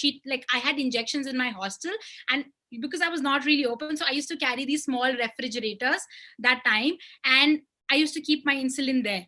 And my own batchmates used to say that, hey, she's taking a drug, she's taking something. And those were the future doctors who were being trained as some, like, probably endocrinologists or diabetologists. So I wasn't really open because I didn't get that environment. So yes, I was resistant to even explore and like see what's lying ahead of me. So I think most of the people have this fear. Now, why do we have that fear? Now, I've been working with a lot of patients in clinics, and also working through the nonprofit organization Diabetes India Youth in Action in Delhi. So we have interacted with so many people who have had different perspectives, that there are so many myths and misconceptions about diabetes, that I was rejected for this job because they found that I have diabetes. They think that I don't fit into the normal category. I prefer hiding it because they will declare me unfit for a job, or I don't want to disclose it because it will affect my relationship, or will affect my marriage, or probably I will never be able to get pregnant. So my in-laws will be judging me. There can be issues like people who want to work out. They feel that because of my diabetes, if I tell people, I will not have a muscular body when I work out, and I should not tell it to my gym instructor. So all these things keep on coming up, I think, with everyone on a daily basis. Also, there is one important thing which I've seen. A lot of females feel that hiding diabetes is much more safer for them, because then they will be accepted in the community, in a society where they have defined their own criteria for what's normal. So that's where the biggest bridge is. Like, that's the biggest hurdle we need to like break that chain. That the moment we realize that, hey, that things can be different, we need to be a voice for diabetics as well. So we need to break that chain. And these are all misconceptions from where the stigma comes. So why and what is stigma? Is it a sign of failure? Is it like, am I unhealthy? That's one of the reasons why people will consider me, and I'm not too open about my diabetes. I shouldn't really open about. Or will that really label me as unmotivated, hardly cares about diabetes care? And that's when I myself would feel that, oh, I should not take care of my diabetes. It doesn't matter. I'm just like a normal person. But that's one of the reasons why, if you don't accept it now, you face the brunt of the complications later. And that's where we all doctors are here for, to bridge that doctor patient gap. That there's a huge gap. Doctors are there to help you. So just be truthful to them. Just share whatever you were feeling about your diabetes. I know everyone's not okay sharing about diabetes openly. It's okay, but you should have your own circle of people where you feel comfortable, because you can be your raw self with them. And that's when you start taking action. There's a very beautiful thing which Dr. Archana mentioned, that when you believe in yourself, I shall find what I seek. So you basically need to seek that you can be better. You are the person who can handle his or himself, or like you can take action for your own body. Very beautiful thing in Hindi mentioned by Pooja, जो भी आप करोगे आप खुद के लिए करोगे. So that's where the thing of acceptance comes. We all go through that phases of denial. I know we've all had that burnout, like why me and why do I have to do this? Or like every day we have to go through the ups and downs. There are times we all have those bad phases, but jo bhi hum kar rahe hain, that's only for ourselves. Like it's now, if we do it, we can actually have a near normal life, if not perfectly normal. And there's nothing which a type 1 diabetic cannot do. I think we have eminent number of people who are living by example. Like they are proving it that they can do it. So now this stigma has to be broken. This is not a shame or disgrace that you are not a victim of diabetes. You have to think that the most important pillar is, diabetes happened to me? No, it didn't happen to you. It happened for you, so that you can be the voice for that change. So most of the chronic diseases like HIV and AIDS and other chronic conditions do have stigma attached to it. It's a universal phenomenon. But how can we break this? Because we can break this only by being a patient voice, being a lived experience, and bringing on the table. We can be a potential stakeholder when it comes to discussions, because a lot of research is because we are the guinea pigs. Experiments are happening on us. We know how a hypo feels. We know how an insulin acts inside our body. We know diabetes is not just about blood sugar and insulin. There are zillion other factors that come into the picture. So all those things are lived experiences, and that doesn't come in the medical books. That's only because you who's watching this, who is a person living with that condition, needs to realize that my voice is important, my living condition, and I have to let it out. I have to tell my doctor how I'm feeling. If I'm not feeling all right, share it. There is an importance of sharing. Create that social circle where you feel you have to make that important for yourself. So let's break that stigma.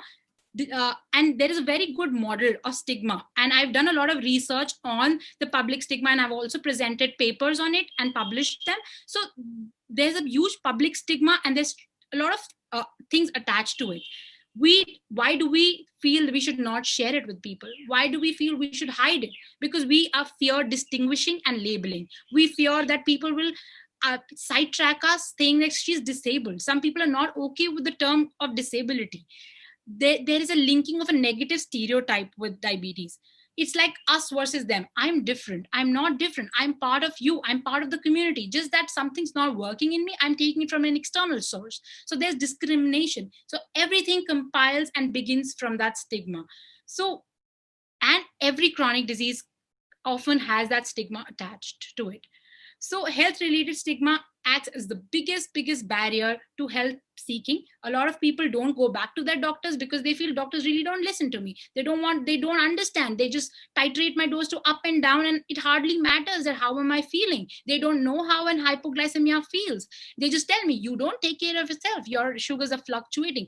But when you discuss as a team with your doctor, with people who really understand you, that's where you actually make a difference in your diabetes management. So thus, a perceived or experienced stigma increases not only the emotional, but also the physical burden of the health condition. Diabetes is not just about insulin. It is also about your mental stability, and also about that you feel empowered, that you are not doing this just because you have it. You're doing this to be a better person. And Dr. Anushri also mentioned this, that diabetes uh, changed me as a person. It made me more resilient. It made me more strong. It made me more better and empathetic with people in the normal community. I understand that how she feels. I understand that she's not okay to present something. I understand that probably she doesn't want to eat with me, and like there are a lot of things which people judge us on. So that's where all that judgment comes. So when it comes to communicating about your type 1 diabetes, it's very individualized. Maybe I'm very okay with talking about my diabetes, but few years back I wasn't. I was scared to tell it to people. I was scared to even show my picture on Instagram that, oh, she's the girl who has diabetes. Probably I'm not okay telling it to my in-laws or my boyfriend or my husband, because everybody is not the same. So you have type 1 diabetes, but you might not be okay talking about it. But at once you start accepting it, you become empowered. You feel that maybe I should be the one initiating that discussion. And it's okay if everybody doesn't understand that, but you could just be that voice to make people understand, see, it's okay. I'm not okay really sharing with about my diabetes, but I can do really well. So it's not about diabetes every day. It's just part of your life. Just make it part of your life. So one day you have to talk about it someday. And when it comes to communicating about diabetes, everybody is different. So we have attended a lot of seminars where I met girls who shared stories that they have in India, like diabetes is considered as a big taboo. A lot of parents in the South I met, they said, my daughter will never be able to get married. Like, that's the notion of the community, that she will never be able to bear children. But that's not true. There's so many myths related to that. We need to break it. I have recently seen 2 girls with an HbA1c of 5.8 and 6 delivering a normal baby. And that's the most fabulous moment for the entire family, because those people have really struggled in their journey, and then they can be helpful to everybody across, that they are breaking the chain. They are breaking those myths and stigmas attached with diabetes. So when it comes to type 1 diabetes care, yes, patient voice matters. Patient voice really, really makes the huge difference in bringing the lived experiences on the table when it comes to diabetes care. So there is nothing about us without us. And we are not victims of diabetes, but we are the voice. So it's important that each one of you, I know everybody has their own different time. It's okay to not be open with everybody, but when it comes to telling or not telling, sometimes you take your own time to share it. It's not necessary you tell it to 100 people, but it's important you tell it to your circle where you're comfortable, where you feel you're empowered, and where you feel that you can take action and you can also inspire others. Probably in your family, you don't need to inspire like 10,000 people, and that's when you become successful. But you can inspire maybe your sister, maybe your brother, and that's what makes the difference. So when it comes to the diabetes care, yes, we are all unique. We are all on different regimes of insulin and different pumps based on different factors of our availability and financial conditions and education. So yes, we need to focus on the individualized model of care. 1 minute left. Yes, I'm on the last slide. So when it comes to diabetes care, and diabetes talking, to tell or not tell, there are a lot of emotional conversations that come up. The most important is you need to own your feelings. Be honest to yourself and to the people who really matter to you. Maybe you can be the ones who initiate the tough conversation at work, school, or friends. It's okay not to tell it to everybody, but maybe just bring it up in a piece by piece. Probably you can share it with your friend who understand that if you go low, what to do. Now, don't be afraid to ask for help. I was very afraid to ask for help. I felt that I can do everything on my own. I can drive my car, eat my stuff. I can do everything on my, like a superwoman. Yes, probably each one of you here living with type 1 diabetes is a superwoman or superman. But yes, there are times, don't be afraid to ask for it. Sometimes maybe you need a glucose tablet. You might just get it. So don't be afraid that it's gonna like be judged. So take a deep breath. It's okay if there one day you don't feel you, but you will feel you if you accept diabetes and start working for yourself. And I just want to end this. You are not a number. You are someone living with it. You are someone who's much more active when it comes to diabetes care. More than a doctor knows, you know it, because you know the 24/7 factors that impart in your diabetes care. It's not just insulin or like what the doctor sees a snapshot. Yes, trust your doctor because they're there to help you. So that's about it. So last one is, I shall find what I seek. Seek what you want. Seek that you can have a normal life. You are a normal person and you can achieve n number of dreams, whatever you desire. Don't let diabetes be a number in your life and limit you from your dreams. Thank you.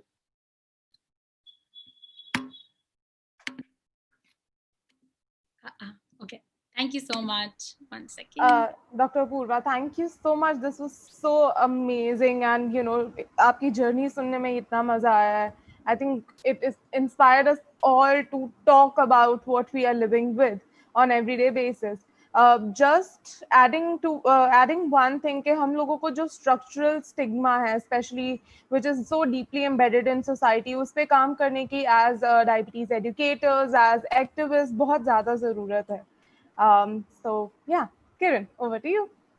So thank you so much, Dr. Apurva. I think your passion and you know the entire feel that you have, the confidence that you have, it all reflects in your voice and the way you took this whole session forward. One personal question that I want to ask you: who's the first outsider, or who are the outsiders that you first revealed your condition to, and how did that feel? Oh, wow. I think I was in my hostel when I just came back because I was not too open about my diabetes. So I went to the bathroom to inject, and I had injections in my hand, and I came back to my room. So when somebody in the corridor was walking and she said, oh, she takes drugs that was my first year of medical school. So that happened. And I think my roommate was the first person when I told her that I have type 1 diabetes. I think nobody in my college knows about it. So please, like, if something happens to me, just tell my mom, dad. And I have a fridge in my room. So it's nothing like it's going to like really, because she was also feeling that, oh, what is that in your room? And I will be also facing consequences for bringing some electrical tools in the hostel.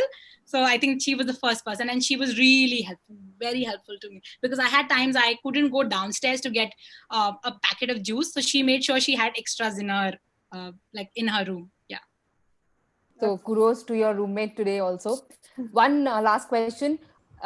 Any memory of a response or a reaction of you revealing that you're a type 1 absolutely thrilled you?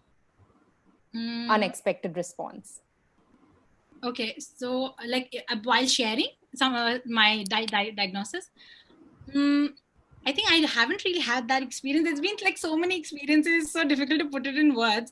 But I think when there was a time when I shared about my diabetes as a patient voice to somebody, and there was this young girl who just stood up and said, I feel you, and I know what you are going through. That's what I feel, and I'm so happy that you brought it up. That really changed me. I was like, whatever I'm doing, I think that's what matters. Even if you affect one person, that makes a huge difference. Wow. Perfect. So thank you so much, Dr. Apurva. And with that, I think we have come to our end of Symposium 2. So once again, thank you to Diabesties for having diabetes awareness and you being a part of this entire fantastic initiative. And I wish good luck to all the upcoming sessions. Thank you. Thank you to all the speakers who were here with us for this symposium. I think it was extremely inspiring. And I think people who are living with diabetes and people who are not living with diabetes and in attending this conference will get an insight of how tough our lives can get, but still how T1D is our superpower. So thank you so much. Thank you so much, all the speakers. Thank you, Kiran and Deeksha, for doing a wonderful job as a chair and a moderator. Really appreciate it. Thank you, Apurva, Dr. Sheetal. I think Dr. Anushri is here, Pooja, Kamlesh, and Dr. Sarada, of course. Thank you. It was a wonderful. We've got so many questions from this session, which I will forward the respective questions to you guys so you can personally answer them, as we are a little tight on time.